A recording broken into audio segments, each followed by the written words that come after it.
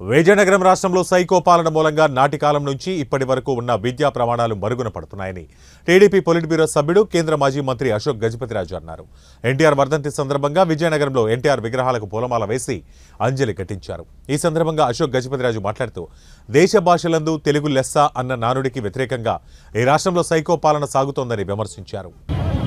మన రాష్ట్రము ఓ తెలుగు రాష్ట్రంగా మనమందరూ అనుకున్నా మన ప్రభుత్వం అనుకుంటుందని మాకు డౌట్ వస్తుంది. ఏదైతే ఎగ్జాంపుల్స్ చాలా ఇవ్వచ్చు, కానీ మనకి ఇక్కడే విజయనగరంలో ఒక ఎగ్జాంపుల్ తీసుకుంటే ప్రభుత్వం ఒకటే కాదు, మా స్వర్గీయ తండ్రి ఒక తెలుగు మీడియం స్కూలు వారి పూర్వీకులు చేస్తే దానికి ఒక పైసా కూడా ప్రభుత్వం ఖర్చు చేయదు, కానీ తీసేసారు ఇక్కడ తెలుగు మీడియం స్కూలు.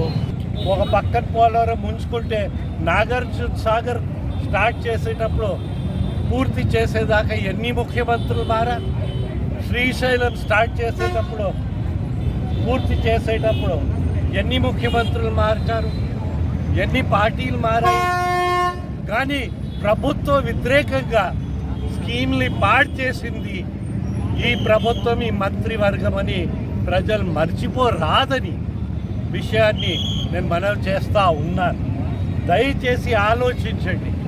మన భావి తరాలకి మనము మంచి దేశాన్ని అప్పగించకపోతే అన్న నందమూరి తారక రామారావు గారు చేసిన కృషిని మనం అందరూ వృధా చేసిన వాళ్ళు అవుతామని విషయం మీ ద్వారా అందరికీ మనవి చేస్తూ, ఆ మహానుభావుడికి నివాళి అర్పించే అవకాశం మాకు లభించడం మా జీవితాలు ధన్యమని భావిస్తూ అందరూ భవిష్యత్ కోసం కృషి చేయాలని అందరికీ మనవి చేస్తూ, దయచేసి ఆ ఫిలాసఫీని అందరి ముందు తీసుకెళ్ళి గౌరవంగా తెలుగు వాళ్ళు ఎవరికంటా ప్రపంచంలో తక్కువ కారని ఆ విషయాన్ని మనం గతంలో రుజువు చేసాం, ఇప్పుడు రుజువు చేసే అవకాశం ఉంది.